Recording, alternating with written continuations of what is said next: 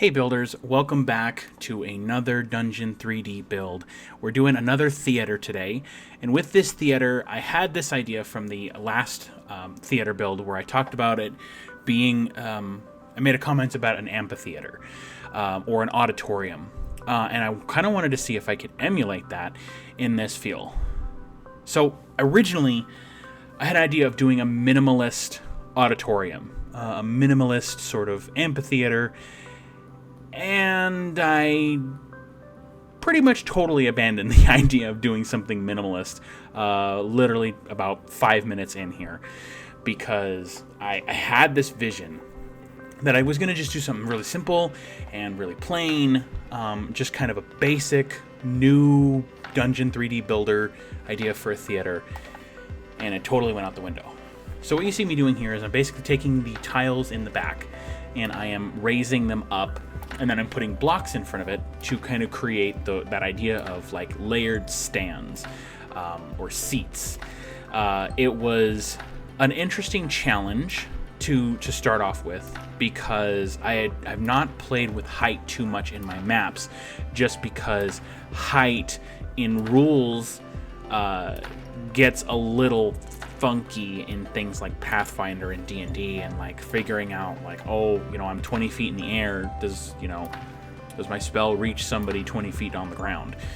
And I don't know about the rest of you, but I'm not really good at trigonometry, so I try to stay away from height as much as possible. But here I wanted to go ahead and expand that repertoire, and it came out really good.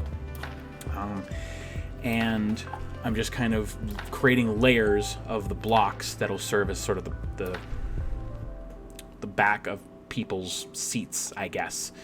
And I just kind of created this layer, and then at the bottom here, you'll see in a few minutes where I went ahead and created the seats in sort of the front row area. Basically what I did to kind of make it so that the blocks were even while not overtaking the platform of the tiles is I just basically found out where the tiles sat via the height rather, and I basically just matched it with the blocks and then lowered that incrementally to create this height, this sort of layered feel rather. Once that was done, I went ahead down here to the sort of front row place, and I raised that up a little bit, and then I took the next row and I raised that up a little bit less, and then the next row I did a little bit less to kind of create that sort of gradual slope downwards that you see in some auditoriums and seats. I changed the texture on the blocks and where the stage was going to be to the other wood texture, and then I used the fence with the rope fence with the other ones, and here I wanted to go ahead and do the same thing where there's the divide, but I wanted to use a different fence. So I took I think fence 1, and then you scooched them over just a little bit so that they kind of did this. Now I realized I was too tall, so I once again, playing with the height, I lowered it down a bunch. And then once that was done, I started putting in the chairs. Now initially I wanted to go ahead and put the chairs all in the center of the blocks, and I just didn't want to invest that much time. I was still trying to keep alive the idea of the minimalist of this theater, even though it was completely gone by this point. I still wanted to not put so much work into this that it was just another crazy build. I wanted this to feel simple. And I realize now that I missed 2 chairs on the one row there. That's upsetting.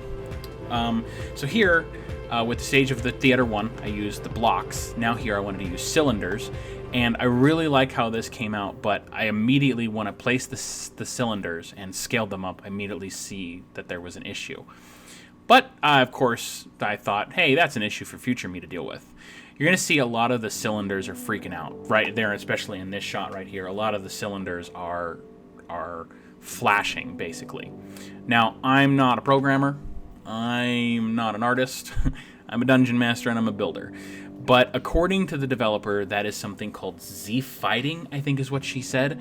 But basically, that's where objects of the same size are basically fighting for dominance, I guess? I don't know. I don't fully understand it, but that's what she said it is.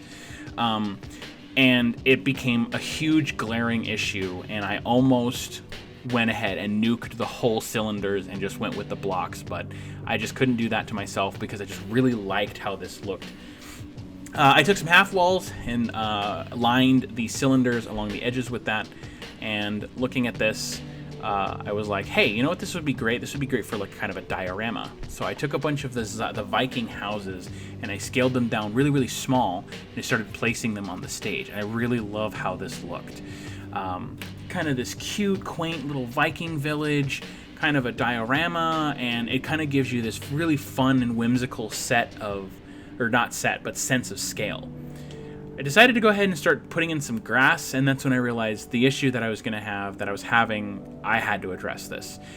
And I love my craft, and so what I did is I went through each individual cylinder and I changed the size of each one by very, very small amounts. So small amounts that if they were a less amount of cylinders, you couldn't tell that one was slightly bigger than the other. But ultimately, I just loved how this looked. It was so cool. The kind of rugged landscape look of a Viking village. I was so in love with how this looked. And I love making these maps.